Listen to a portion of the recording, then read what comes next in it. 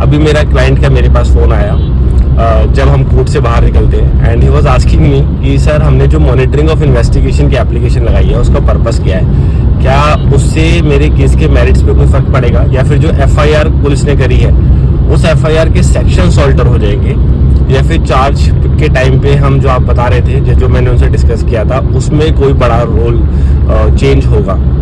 तो let me tell you कि काफ़ी लोगों को पता नहीं है कि मॉनिटरिंग ऑफ इन्वेस्टिगेशन का पर्पस क्या है, और मॉनिटरिंग ऑफ इन्वेस्टिगेशन हम कोर्ट में क्यों मूव करते हैं उस एप्लीकेशन को, कि जिससे जज उस पर कॉग्निजेंस ले और इन्वेस्टिगेशन को मॉनिटर करे। मीन्स कई लोगों को ये भी आइडिया नहीं है कि मॉनिटरिंग ऑफ इन्वेस्टिगेशन में क्या जज इन्वेस्टिगेशन के डे टू डे अफेयर्स को मॉनिटर करता है, या फिर वो सिर्फ इन्वेस्टिगेटिंग एजेंसी से स्टेटस रिपोर्ट की डिमांड करता है। लेट मी टेल यू कि जब भी कोई एफआईआर लॉन्च होती है तो उसके बाद एक इन्वेस्टिगेशन का प्रोसेस चलता है। अब जब इन्वेस्टिगेशन होती है और अगर आपको लग रहा है कि इन्वेस्टिगेशन सही डायरेक्शन में नहीं हो रही है, तो आप कोर्ट के पास एक एप्लीकेशन मूव करते हैं मॉनिटरिंग ऑफ इन्वेस्टिगेशन की, कि मुझे ऐसा लगता है कंप्लेनेंट को या फिर जो भी एग्रीड पार्टी है लाइक विक्टिम, कि इसमें इन्वेस्टिगेशन सही तरीके से नहीं की जा रही है पुलिस के द्वारा।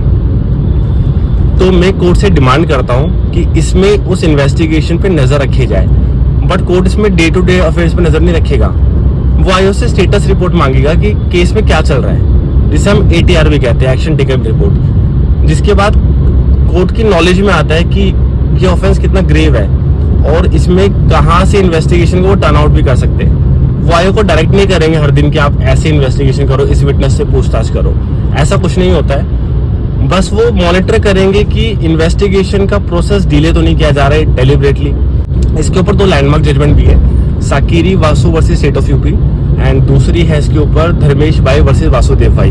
ये दोनों लैंडमार्क जजमेंट में ये क्लियर किया गया था कि मॉनिटरिंग ऑफ इन्वेस्टिगेशन की पावर है कोर्ट के पास, बट कोर्ट उसमें डे टू डे अफेयर्स को मॉनिटर नहीं करेगा।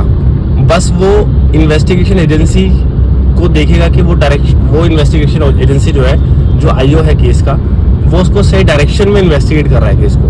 वो पिन पॉइंट या डायरेक्ट नहीं करेगा एसएचओ या आईओ कंसर्न को कि आप इस तरीके से ये इन्वेस्टिगेशन कीजिए। वो एग्जीक्यूटिव की पावर है और जुडिशरी की पावर है बस उस पर मॉनिटर करना।